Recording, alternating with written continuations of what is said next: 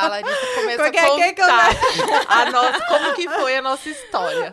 Bom, nos conhecemos, né? Tive a minha segunda gesta, né? Tive um aborto em 2020, vamos num resuminho aqui.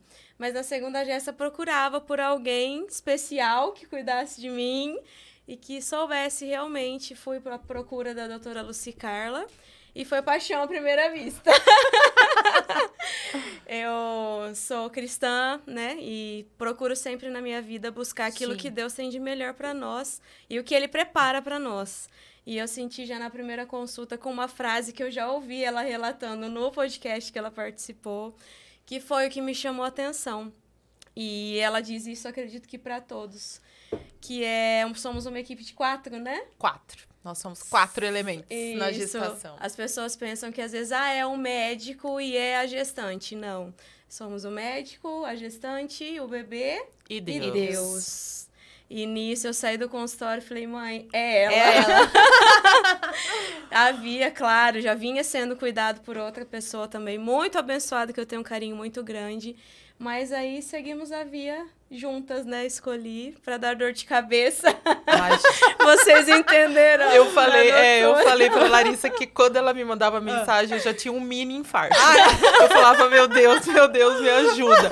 Então, eu acho muito legal você, né, falar sobre o tema, porque tem muito realmente a ser conversado acerca da gestação. Porque até então, a gestação não é uma doença, mas existem doenças que atrapalham muito a gestação, né? E a gente sabe que o curso desses 9 meses, muita coisa pode acontecer, principalmente quando já existem patologias de base que podem fazer com que a gestação tenha um curso diferente daquele que a gente quer. Que é o caso da Larissa. Que é o caso da Larissa. Que você estava comentando comigo. Você tem diabetes? Eu sou diabética desde os 4 anos de idade, né? Então, assim, a diabetes em si já não é fácil. Eu falo que eu não me conheço, eu não me lembro sem ser diabética. Eu era muito nova, então a gente acaba, assim, seguindo a vida nisso. Sim. Mas chega-se uma parte da aborrecência que a gente não se importa e, tipo assim, as Chuta o coisas... Entendi. Literalmente. A gente vai aprontando e você não pensa que no futuro você vai pagar talvez um preço por isso.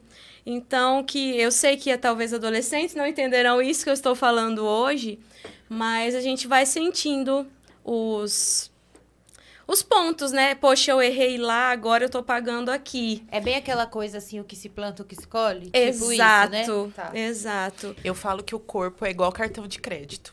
Se você gasta, uma hora a conta vem pra você pagar. Exatamente. Né?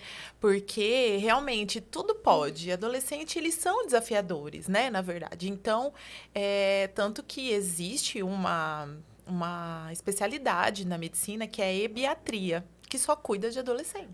Então agora pediatria até um certo tanto e Isso, ebiatria, que agora é pros adolescentes. Exatamente, porque é uma faixa etária que a gente precisa realmente ter muito cuidado com eles. E é o que eu acho que comentaram aqui no podcast também, parece que nessa fase a gente acredita que nada vai acontecer com a gente. Exatamente. É o que eu disse, tipo assim, eu tô fazendo hoje, mas muitos endócrinos endócrinos que eu já passei, eles falam assim, o que o diabético em certo ponto pensa?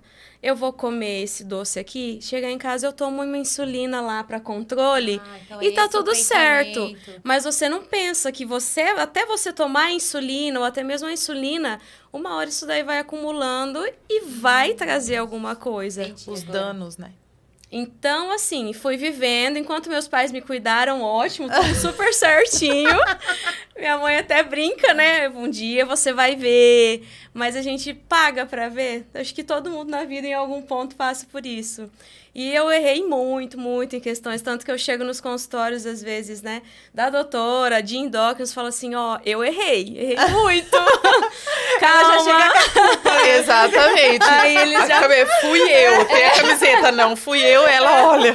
Ele já calma, A não tem quem sinceridade. nunca errou, né? Mas a gente tem algumas coisas que a gente consegue ajustar e realinhar. Então, pera lá. E chega uma hora na vida que você começa a enxergar realmente a importância de, não, pera, realmente eu errei, mas vamos mudar agora, Sim. vamos começar a fazer tudo diferente. Porque e nunca meu é ponto tarde, né? chegou. Assim, nunca é tarde. Nunca é tarde. Apesar de acontecer uma coisa ou outra, é que eu falei, gente, algumas coisas conseguem ser revertidas. Sim. Então, poxa, agora eu abri meus olhos, agora eu vou fazer diferente. Sim. E foi o que, em certo ponto, aconteceu comigo. Sim. Aí quando você resolveu ser mãe, foi tudo planejado. Como né, citamos também em Sim. particular, a minha primeira gestação não foi planejada. Então, vinha, assim, as coisas tudo encarrilhadas. A minha glicada estava em 9 ponto alguma coisa, que é algo... A hemoglobina glicada, que você vê como que o diabético, Sim. ele já se vira, né? Inclusive, a gente tem esse problemaço com o diabético. Tá aqui, ó. Você tá A gente vendo? não sabe explicar medicinamente, cientificamente, né? É igual o paciente fala pra mim assim, eu dei uma olhada nos exames e não entendi nada. Eu falei, nem graças olho. a Deus, Eu nem né? olho, eu nem Eu abro, também, você tá antes eu louca. olhava, hoje eu já tá. sou dessas de, não, vamos levar pra doutora. Elas falam assim, eu não entendi nada. Eu falei, sim, você precisa fazer 6 anos de medicina, mais 3 de ginecologia As obstetrícia. especializações. Exatamente. E nunca mais parar de estudar. Exato, nunca mais. E assim, a hemoglobina glicada, então existem vários diagnósticos, vários exames pra gente fazer diagnóstico de diabetes, que nem no caso da Larissa, é um diabetes tipo 1. É um Isso, diabetes, tipo 1 é muito forte. ele é mais grave, vamos Grave, dizer no caso, assim. Por entendi. quê? Porque é um diabetes que ele pega essa fase da infância e juventude. E ele é insulino dependente. Então, existe o diabetes do tipo 2, que ele, na verdade, a gente só usa os hipoglicemiantes orais. Entendi. Que É são, mais fácil. que entre são aspas. medicações, Tá. né? E a gente adquire geralmente depois de uma gestação, né? Então, gestantes que têm um histórico familiar de diabetes, elas podem desenvolver o diabetes Na gestacional gestação. e ficarem diabéticas. Então, isso é um diabetes do tipo tá, 2. E também pessoas obesas e que têm maus hábitos e que já têm um histórico familiar também podem desenvolver o diabetes do tipo 2. Então, geralmente, o diagnóstico ele é feito com a glicose de jejum, que em pessoas normais, ela tem que chegar no máximo a 99, em gestantes 92. É a nota de corte. E tem a hemoglobina glicada. Essa hemoglobina glicada, a gente consegue avaliar os níveis de glicose de 3 meses para cá. E o ideal é que ela fique abaixo de 5,4. O dela tava 9. 9. Entendi, jovem! Parabéns, jovem! Então é aí que a gente pega o diabético mentiroso. Tipo, eu tá. fiz tudo certinho. Eu não sei o que aconteceu. É que a gente olha o 9, lembra da escola, entendeu? 9 era bom. É 9 Igual eu falei, quando eu chutava o balde, né? A hora que chegava assim, nossa, é mês de ir no endócrino, vamos fazer hemoglobina. Aí você falava, putz, é 3 meses. Como eu vou consertar Os o que eu já fiz em 3 entendi. meses? Entendi. Igual é o dentista e passar fio dental só no dia que vai no dentista. Sei. Entendi. Então, assim, o meu pontinho-chave foi isso, né? Não foi planejado, engravidei. Era uma menininha, minha estrelinha hoje, Luísa. E de 11 para 12 semanas eu tive um aborto. Tentei, né? Eu descobri dia 23 de abril de 2020. Veio tudo junto, a gestação, o início da pandemia. É verdade.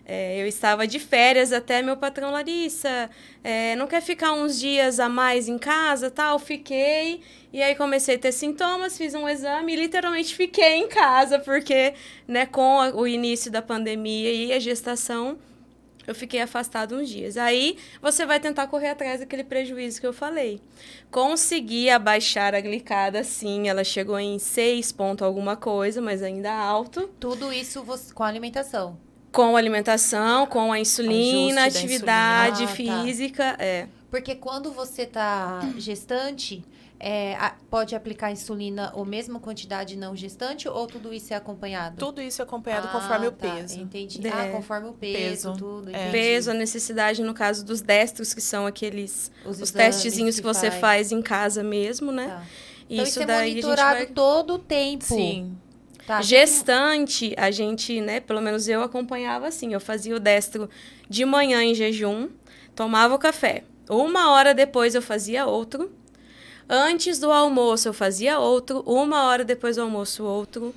Antes do jantar, 1 hora depois do jantar e antes de dormir. 6, E dependendo os 3 horas dias, da manhã.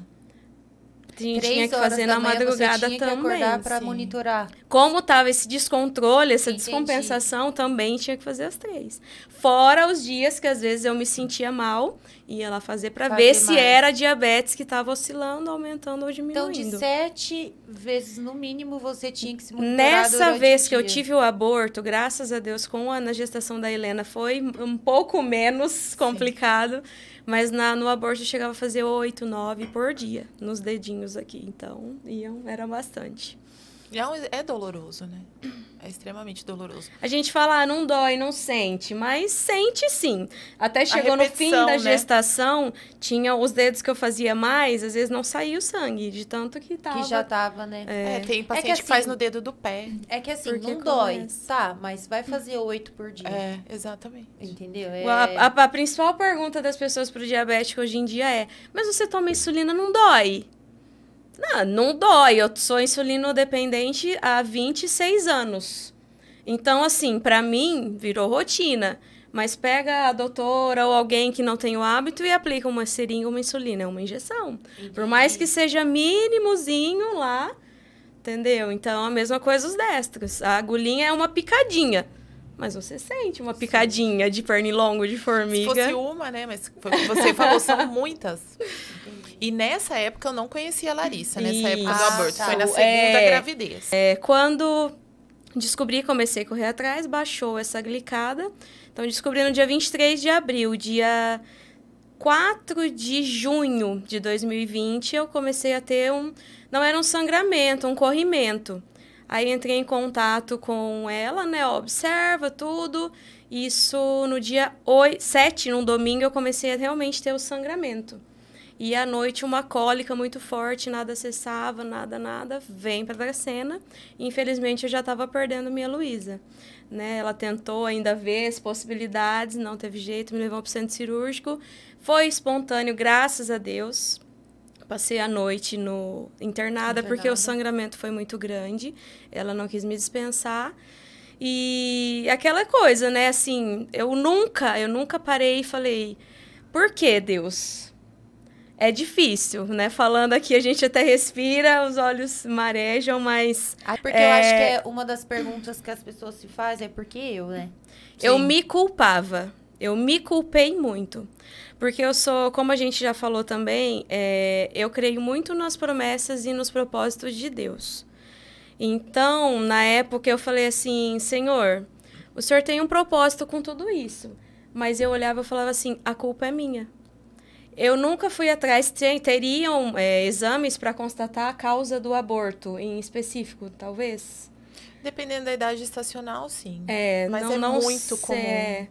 Mas eu também não quis mexer, tal. A doutora só falou assim, tá tudo bem com você, foi um aborto espontâneo, porque eu me culpei muito. Eu passei dias que eu não culpava a Deus, jamais. Sim.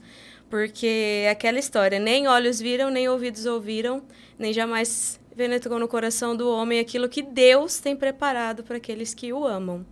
Então, isso que para mim eu coloquei no meu coração. Mas mesmo assim, a carne ficava. A culpa é sua, a culpa é sua, a culpa é sua. E nasce uma mãe, nasce uma culpa. Por mais que nasceu no céu, eu digo, a minha menina. Eu me sinto mãe. A partir do momento, porque pro pai é muito diferente, Mari.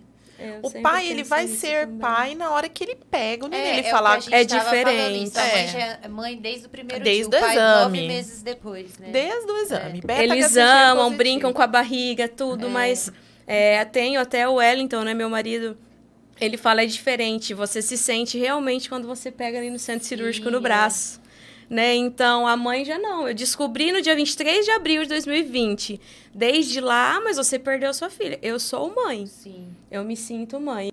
Mas, assim, até eu entender essa questão, foi o que eu te disse aquele dia. Foi muito difícil.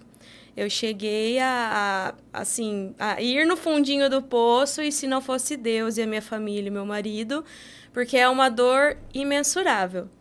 Eu falo que a perda de um filho, não vou, né? A dor para cada um tem né? Cada um sente a dor de uma forma. Então, eu não sei mensurar, mas dói. Independente de você perder do ventre, independente de você perder dos braços, grande, foi a perda de um filho.